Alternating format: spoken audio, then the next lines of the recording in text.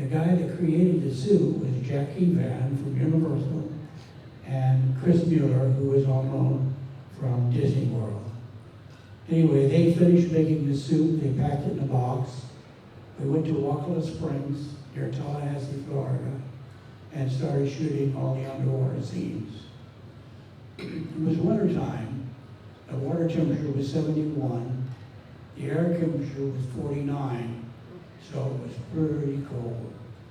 And when I go in the water, the suit was dry, and I couldn't sink, so I had to wear lead. I had a lead chest plate, lead around my thighs, lead around my ankles, so that I would sink in the water and become neutrally buoyant. And once I was underwater, it worked great. But when I came back out of the water, the lead was heavy, and the suit was full of water, and it was heavy. So I was pretty heavy when I came out. And when I come out, they would take the head off to talk about doing whatever scene we're going to do next. And the crew saw me there, and realizing that it was that cold, they felt sorry for me. So somebody would come up and said, "Hey, how would you like to have a little shot of brandy?" I said, "Sure."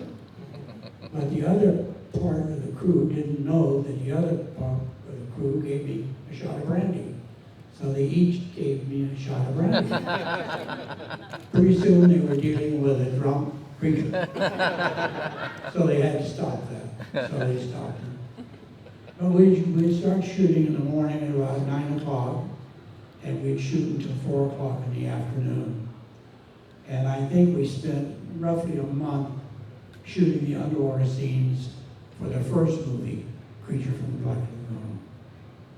And then, of course, the other two movies is of other stories. So I became a good friend of the director as well as the actor who swam, Doug Jones, who swam as the monster. And I had a long conversation with the director, and I also voted for him as Best Picture. And I told him, I said, "I think you made a great movie. However, there were a few problems, I think. I think the first problem was the girl and the guy had sex right off the bat."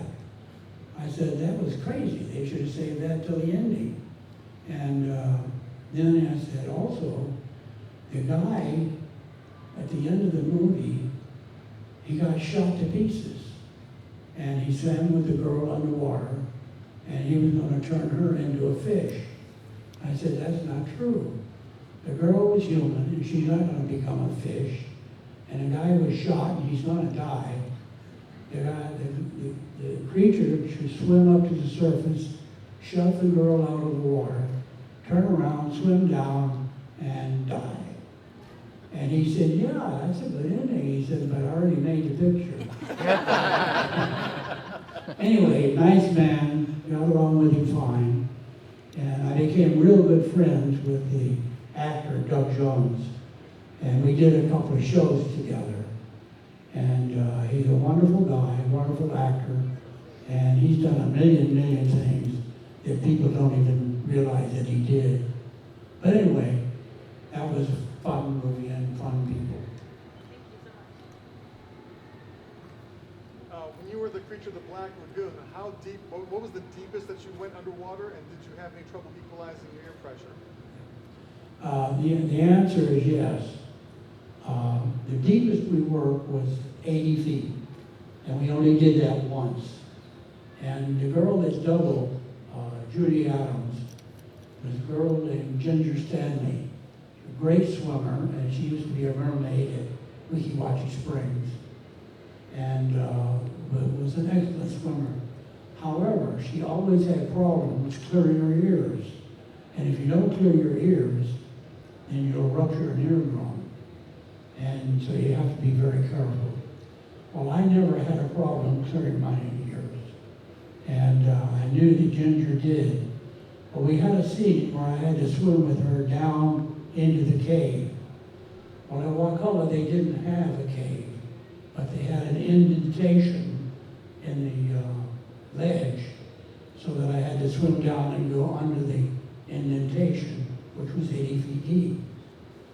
And as I was pulling Ginger by her leg down, I realized that I had no way of knowing whether she could clear her ears or not. And I just had to keep going. Well, I could clear mine very easily. As we were swimming down, I just prayed that she could, and luckily, she did. And she found a way of putting her nose up against my chest and my arm and blowing to clear her ears. And she was able to do it, and it worked out fine, and no one got hurt. And she was going, swimming on the surface, and I was following her.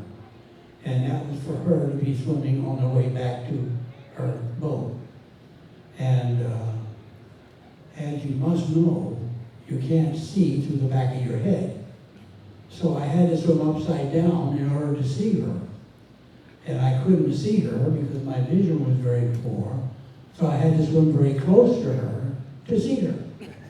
So I was upside down, close to her, so I could see her. And we just kept swimming downstream. The cameraman would catch a boat and go ahead of us, and we'd just keep doing it over and over and over and over. And we finally got it.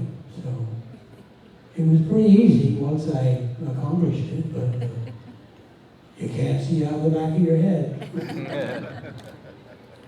I didn't have a scary moment. Everything I did with the thought of nothing can ever happen, and nothing ever did.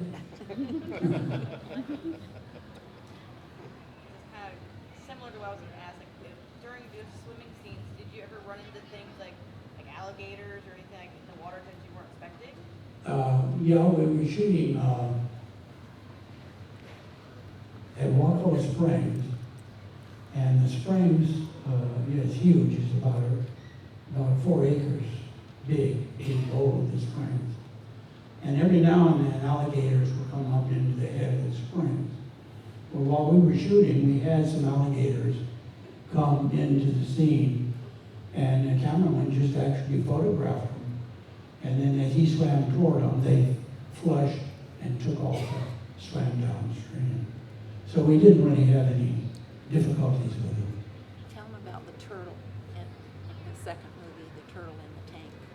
Oh, when we shot the second movie, The Revenge of the Creature, we shot at Marineland Studios in St. Augustine, Florida. I would get in the suit and go down into the tank, and they had a huge anchor sitting on the bottom.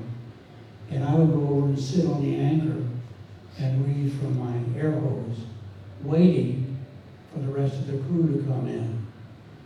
And then when they'd come in, we'd do the scene, whatever we rehearsed. Well, while I was sitting there, I felt something moving my foot.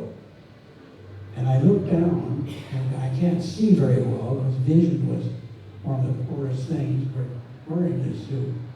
I looked down, there was this huge turtle. He was biting the back of my foot.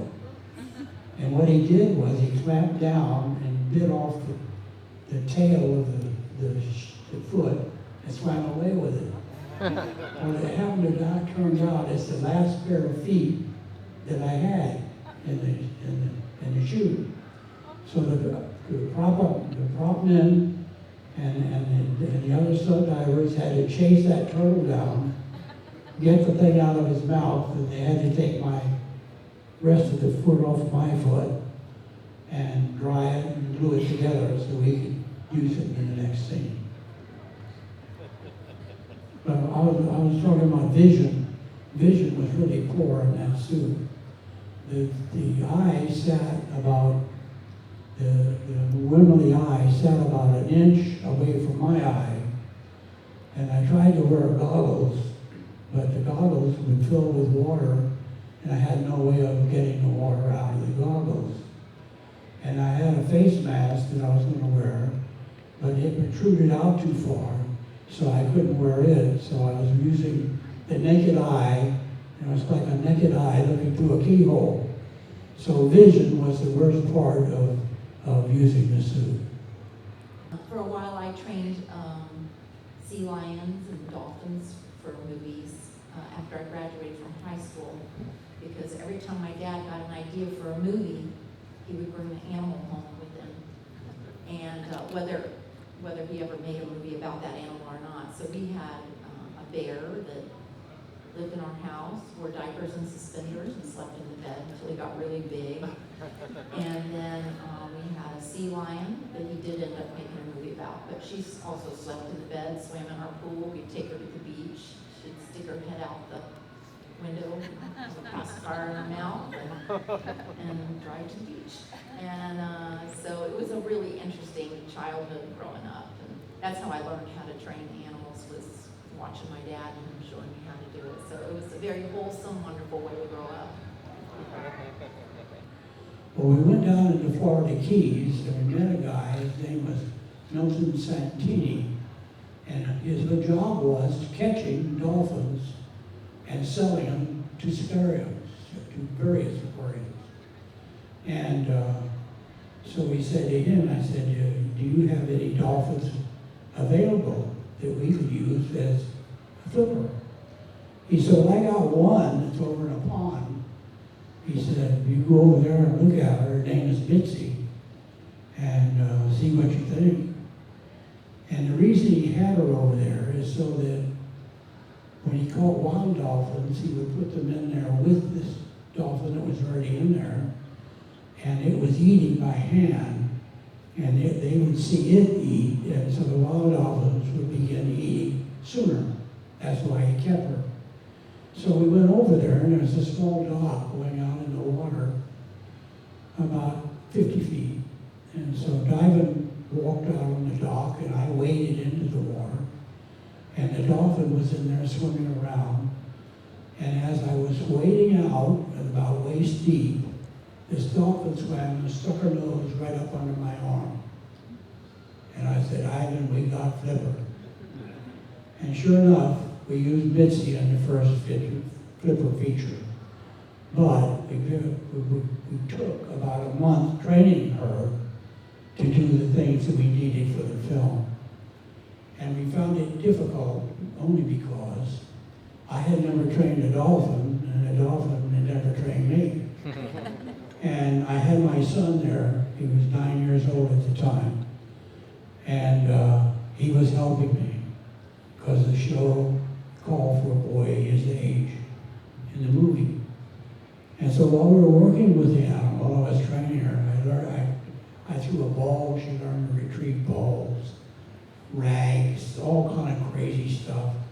And also throwing things in the water, underwater, and she would retrieve them. And I got to where I threw my Rolodex in. It went to the bottom, she'd bring it up, give it back to me. And it was working beautifully. And I got the bright idea, why won't she retrieve the boy?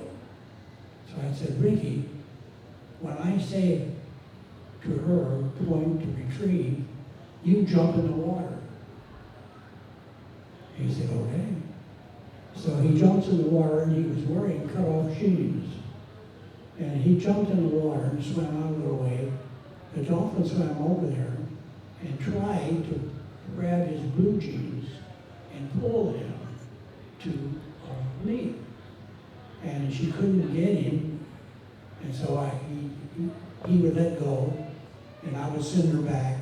Finally, he accidentally stuck his hand up, and the dorsal fin fit right into his hand, and she towed him right to me. And I thought, wow, we got it. And so I said, Ricky, next time I do something, I'm going to throw the ball all the way across the pond and over your head, and you be over there, and when I throw it over your head, you jump in the water and see if she'll tow you to me. And sure enough, I threw it over his head, he jumped in the water, he held onto the dorsal, and she swam directly to me. So I knew we really had Flipper. And we spent another month training her to do the various things we needed for the movie. Disney film shot in the Bahamas. I worked as one of the stunt divers, and we wore a helmet and suit, and go down underwater. And we had a funeral scene and different things. I'll tell you an interesting story. I had already made the creature movies before I worked on a Disney film. And two guys that were with me from Florida also worked on the creature movies. And we were down there going, and I found out that the California divers were earning about 3 times as much money as we were. So I thought, that's not fair. So I went to the head guy, his name was Freddie Zindar. I said, Freddie, this isn't fair. We should get paid the same amount of money as the California divers are getting because we're doing the same thing. He said, well, I'll think about it. Well, what he did, he went and talked to the 2 divers, mine divers from Florida. He talked them into staying because they would just give him another couple of $100. And I didn't know that. And then finally I saw him. I said, Freddie, what's going on? I said, where is the money? I said, the money's supposed to come up front for us divers from Florida to get paid just like the California divers. He says, no, we're not going to do that. And I said, well, I'm quitting. He says, quit. So I quit. And I left and went home. Well, years later, they're making a movie at Silver Springs called Don't Give Up the Ship. It was with Jerry Lewis. And I had the job of doubling Jerry Lewis. And I was working there as the assistant director of public relations. But anyway, the guy that was the head of public relations said, you handle these people that are getting ready to make this film. I said, okay. So we had a meeting in a room, and guess who was there? Freddie Zindar, the guy that was in Nassau, that I quit. Anyway, as we were sitting in the room, I said, everything is fine. You people love Wakulla, and you want to shoot here. Everybody can do whatever they want, but there's one problem. Freddie Zindar has got to pay me $3,000 before you even think about coming to the Springs. He paid $3,000.